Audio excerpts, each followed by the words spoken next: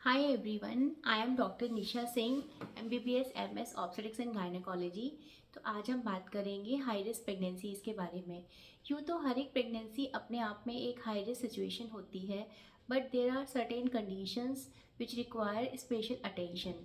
क्या आप जानते हैं कि 1970 में इंडिया में लगभग 130 डिलीवरी पर एक मदर की डेथ हो जाती थी, जिस फिगर को हमने कम किया है 2021 में 1000 डिलीवरी पर एक मैटरनल मोर्टेलिटी पर। इवन यूएस में भी, जहाँ पर सारी मेडिकल फैसिलिटीज़ अवेलेबल हैं, लगभग 3000 डिलीवरी पर एक मदर की डेथ हो जाती है। इसका मतलब ये हुआ कि प्रेगनेंसी अपने आप में एक हाई रिस्क सिचुएशन तो है ही, बट अब हम जानेंगे कि कौन से रीज़न्स हैं जिसमें प्रेगनेंसी हाई रिस्क कैटेगरी में आती है। इसको हम डिवाइड कर सकते हैं दो पार्ट्स में, maternal causes and foetal causes. तो मैटरनल कॉजेज़ में आएगा अगर किसी मदर की एज 35 ईयर्स से ज़्यादा है, या मदर का वेट 70 केजी से ज़्यादा है, या मदर में खून की कमी है, उसका हीमोग्लोबिन 11 ग्राम से कम है, या मदर को कोई एसोसिएटेड मेडिकल डिसऑर्डर्स की हिस्ट्री है, जैसे कि डायबिटीज़, हाइपरटेंशन, कोई हार्ट डिजीज़ या वेल्वुलर हार्ट डिजीज़, थायराइड का प्रॉब्लम, लीवर का प्रॉब्लम, एज़मा, या कभी बचपन में टीबी का इलाज चला हो, या कुछ और कंडीशंस जो कि ऑटोइम्यून कंडीशंस होती हैं, जैसे एसएलई, एप्ला सिंड्रोम, ये सब हाई रिस्क कैटेगरी में आते हैं।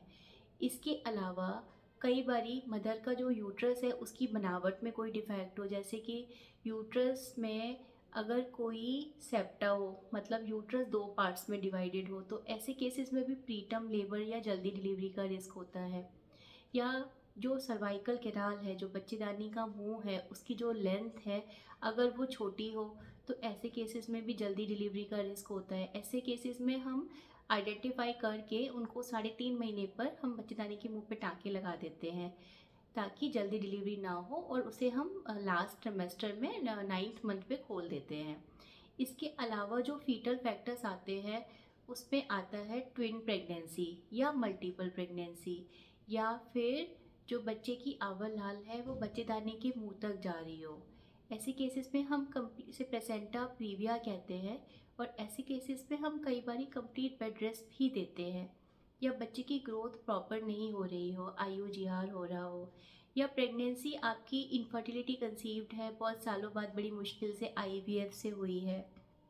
इसके अलावा सर्टेन कंडीशंस होती हैं जो शुरुआत में तो नहीं होती, बट वो प्रेगनेंसी के दौरान या प्रेगनेंसी की वजह से डेवलप होती हैं, जैसे कि मैटरनल जेस्टेशनल डायबिटीज़, मतलब pregnancy induce diabetes, and pregnancy induce hypertension या जेस्टेशनल हाइपरटेंशन, या कुछ लिवर डिजीज़ भी, जैसे कोलेस्टेसिस ऑफ प्रेगनेंसी।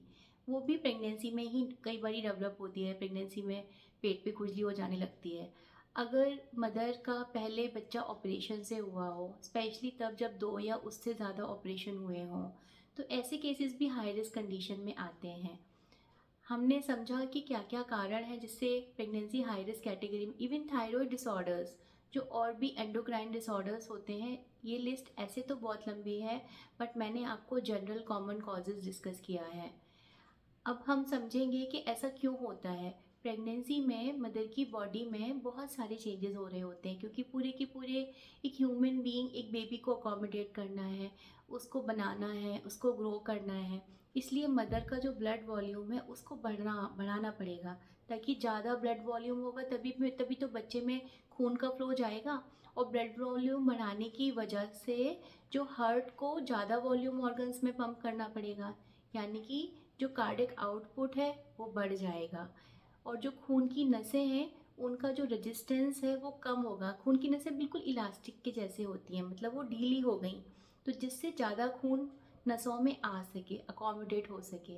तो इन सारी चीज़ों की वजह से ब्लड वॉल्यूम बढ़ता है, तो कार्डिक आउटपुट भी बढ़ता है, जिसकी वजह से ब्लड प्रेशर नॉर्मली कम हो जाता है। तो हम कई बार पेशेंट मेरे पास आते हैं कि मैम मेरा बीपी तो बहुत कम हो गया, ये तो 90/60 हो गया। तो I always say blood pressure कम होना प्रेगनेंसी में प्रॉब्लम नहीं है, प्रॉब्लम है ब्लड प्रेशर बढ़ना। अगर किसी का ब्लड प्रेशर प्रेगनेंसी से पहले 120/80 था, तो वो प्रेगनेंसी में नॉर्मली 110/70 हो जाएगा।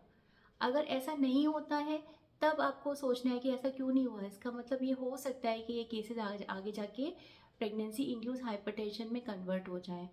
खून की नसों में जब फ्लो बढ़ेगा तो ब्लड धीमे धीमे चलेगा, और जब ब्लड धीमे धीमे चलेगा तो क्या होगा कि कई बार खून की क्लॉटिंग बनने का रिस्क होता है, यानी कि जो खून का थक्का है उसके बनने की संभावना प्रेगनेंसी में नॉर्मल केसेस से ज़्यादा होती है। इसीलिए हम प्रेगनेंसी को एक हाइपर कोगुलेबल स्टेट कहते हैं। इसीलिए आपके डॉक्टर हो सकता है आपको खून को पतला करने की गोलियाँ जैसे इकोस्प्रिन या इंजेक्शन जैसे इनॉक्सापैरिन ये आपको पूरी प्रेगनेंसी में दें। तो हमने समझा कि कौन से फैक्टर्स हैं जो प्रेगनेंसी को हाई रिस्क बनाते हैं और क्या उसके पीछे वजह है। अब बात यह है कि हमें करना क्या है। पहली बात तो हमें पता होना चाहिए कि प्रेगनेंसी हाई रिस्क कैटेगरी में है। हो सकता है ऐसे केसेस में आपके डॉक्टर आपको ज़्यादा बेड रेस्ट दें, कुछ डाइट्स आपको अवॉइड करने के लिए बोलें, जैसे जेस्टेशनल डायबिटीज़ में मीठा खाने से मना कर दें, आपको जो कैलोरीज़ हैं वो भी आपकी रेस्ट्रिक्ट कर दें। तो हर एक प्रेगनेंसी के अलग अलग कारणों के अलग अलग फैक्टर्स हैं जिसका हमें ध्यान रखना है। लेकिन सबसे इम्पॉर्टेंट बात यह है कि हमें ये पता होना चाहिए कि प्रेगनेंसी हाई रिस्क है। तो हो सकता है हम आपको फ्रीक्वेंट अल्ट्रासाउंड के लिए बुलाएं, जो नॉर्मली हम प्रेगनेंसी में, जैसा कि मैंने अपने प्रीवियस वीडियो में बताया कि नॉर्मली हम 5 अल्ट्रासाउंड करते हैं, बट कुछ हाई रिस्क केसेस में हम हो सकता है एवरी 2 वीक्स पे भी स्कैन करें, जिसमें बच्चे में खून का फ्लो कम हो रहा है, ऐसे केसेस को। इन सब के पीछे हमारा जो मकसद है वो ये है कि हम एक ऐसे टाइमलाइन पे पहुँचे कि बच्चे को हम सेफली निकाल सकें, चाहे वो नॉर्मल डिलीवरी के थ्रू हो या फिर वो सिजेरियन सेक्शन के थ्रू हो। जनरली हमारा पर्पस होता है कि हम 37 हफ्ते पे हम सेफली बच्चे को आउट कर दें। तो 37 हफ्ता यानी आपकी डिलीवरी डेट जो है उससे लगभग 20 से 21 दिन पहले, लगभग 3 वीक्स पहले। अगर आप प्रेग्नेंट हैं और आपकी प्रेगनेंसी हाई रिस्क है तो आपके डॉक्टर आपको फ्रीक्वेंट विजिट के लिए भी कहेंगे, आपके फ्रीक्वेंट अल्ट्रासाउंड, आपके फ्रीक्वेंट ब्लड टेस्ट, इवन कई बारी तो जो प्रेगनेंसी इंड्यूस हाइपरटेंशन है उसमें हम एवरी डे यूरिन प्रोटीन कराते हैं। तो अगर हमें पता है कि हम ऐसा क्यों कर रहे हैं तो हम ज़्यादा कंप्लाइंट हो सकते हैं, हम ज़्यादा केयरफुल हो सकते हैं और हम ज़्यादा बेटर आउटकम की तरफ जा सकते हैं। अगर आप प्रेग्नेंट नहीं हैं और आप अपनी प्रेगनेंसी प्लान कर रहे हैं और आप चाहते हैं कि आपकी प्रेगनेंसी सामान्य तरीके से निकले, उसमें हाई रिस्क होने के चांसेस कम हों, तो आप सबसे पहले अपने वेट को कम करिए। आपका जो BMI है, बॉडी मास इंडेक्स जो है, उसको कैसे कैलकुलेट करते हैं मैं नीचे बॉक्स में दे दूँगी उसका फॉर्मूला। तो वो जो है आपका 28, नॉर्मल रेंज तो 18.5 टू 24 होती है, बट वो आप 20 के भीतर रखिए। मीठा खाना कम करिए, एक्सरसाइज बढ़ाइए ताकि आपकी लंग्स जो हैं वो ओपन हो जाएं। तो इस तरीके से हम पहले से हम प्रेगनेंसी को अगर हम ऐसा करते हैं तो हम अपनी प्रेगनेंसी को हाई रिस्क होने से बचा सकते हैं। अब क्योंकि ये एक बहुत बड़ा टॉपिक है, एक बार में इस पे बात करना मुश्किल है, तो मैं जो कॉमनली 3 कंडीशन हैं जो कि हाई रिस्क प्रेगनेंसी में होती हैं, जैसे gestational diabetes, gestational hypertension and liver disorders, मैं इन पर एक सेपरेट वीडियो आपके लिए बना दूंगी। Till then, thank you so much, stay connected, thanks a lot.